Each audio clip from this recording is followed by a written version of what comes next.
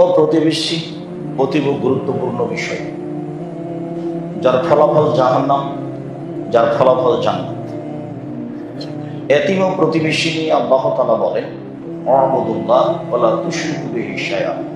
পৃথিবীর মানুষ, তোমরা এক আল্লাহর ইবাদত করো, তার সাথে বিন্দুমাত্র শিরক শরীক করো না। কথা ও কর্মে শিরক করো না। ওয়াবিল ওয়ালিদাইনি ইহসানা, আর পিতামাতার সাথে ভালো আচরণ করো। অবিধিল কুরবা, নিকট আত্মীয়র সাথে ভালো আচরণ করো। অল ইয়াতামা, এতিমদের সাথে ভালো আচরণ করো। অল মাসাকিন, ফকির মিসকিনদের সাথে ভালো আচরণ করো।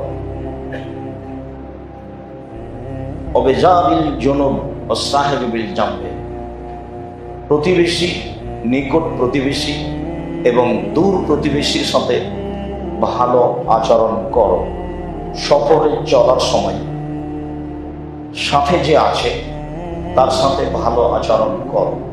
অবনিসাবিল, পথিকের সাথে ভালো আচরণ করো।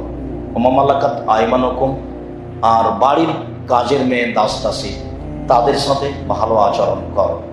ইন্নাল্লাহা লা ইউহিব্বু কুল্লা মুখতালিন ফাখুর, নিশ্চয়ই আল্লাহ তাআলা বিশ্বাসঘাতক অহংকারীকে পছন্দ করেন না। সম্মানিত মসজিদের মুসাল্লি, এক আয়াতে আল্লাহ তাআলা এক লম্বা আলোচনা করলেন। তার এক নম্বরে বললেন, আল্লাহর ইবাদত করো, তার সাথে শিরক করো না। আল্লাহর সাথে সদাচরণ হলো শিরক না করা। তাহলে পুরো আলোচনা হলো সদাচরণ। তো আল্লাহর সাথে একটা সদাচরণ করা লাগবে। সেটা কি? সেটা হলো শিরক না করা। মানুষ যখন শিরক মুক্ত থাকবে, তখন ও আল্লাহ যেটা হক রাখে সেটা দিয়ে দিল। আল্লাহ আমাদের কাছে একটা অধিকার পাওনা পাই, সেটা হলো শিরক না করা। আমরাও একটা পাই, সেটা হলো শাস্তি না দেওয়া। ওটা বুখারী মুসলিমের হাদিস। তো আল্লাহ বলছে যে আমারটা আগে দাও, আমি তোমাদেরটা দিয়ে দেব। আমারটা আগে দিতে হবে, যেহেতু আমি সৃষ্টি করেছি। আমারটা দিয়ে দাও, আমি তোমাদেরটা দিয়ে দেব। আমারটা হলো শিরক না করা, আর তোমাদেরটা হলো শাস্তি না দেওয়া। তো ঠিক আছে, কথাতে দ্বিমত কিছু নেই। তারপরে বললেন যে পিতামাতার সাথে সদাচরণ করো। মানুষ হিসাবে পৃথিবীতে আল্লাহর পরে ভালো আচরণের যে হক রাখে সে হলো পিতামাতা। যখন ছেলে মেয়ে হয়ে যায়, সংসার ভিন্ন হয়ে যায়, টাকা পয়সা ইনকাম করে, তখন পিতামাতা বাড়িতে অপ্রয়োজনীয় মানুষ হয়ে যায়, যার কোনো প্রয়োজন থাকে না। তার চলাফেরা, খাওয়া, কথাবার্তা আর ভালো লাগে না। আর যত বেশি বয়স হয় তত অপ্রয়োজনীয় কথা বলে। না বুঝে এক ছেলেকে ভালোবাসে, এক ছেলেকে খারাপ বাসে। না বুঝে মেয়েরাকে ভালোবাসে, ছেলেরাকে খারাপ বাসে। না বুঝেই করে, এ কথাই ঠিক। তখন আসলে সে মূলত বুঝতে চায় না। আর অনেক সময় আমি বুঝেছি ঠিক, আমি ভুলটাকে ঠিক বুঝেছি, আমার বাপ ঠিকই বুঝেছে, ভুল বুঝেনি। কিন্তু পরিস্থিতিতে আর হয় না যে আমি তাকে সম্মান করব। যার কারণেই আল্লাহর পরে আল্লাহ যেটা রেখেছেন সদাচরণ হিসেবে, সেটা হলো পিতামাতা। তাতে তিনি বলেছেন যে তোমাদের পিতামাতাই হচ্ছে তোমাদের জাহান্নাম, তোমাদের পিতামাতাই হচ্ছে তোমাদের জান্নাত।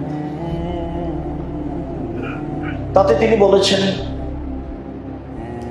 পিতামাতাকে মূল্যায়ন, পিতামাতা পাওয়ার পরে যে ব্যক্তি জান্নাতে যেতে পারবো না, সে একজন হতভাগা ব্যক্তি।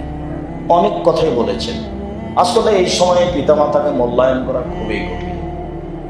তারপরে আল্লাহ তাআলা বললেন, অবিদিল কুরবা, নিকট আত্মীয়র সাথে ভালো আচরণ করো। পৃথিবীতে সবচেয়ে নিকট আত্মীয় কে জানেন? ভাই।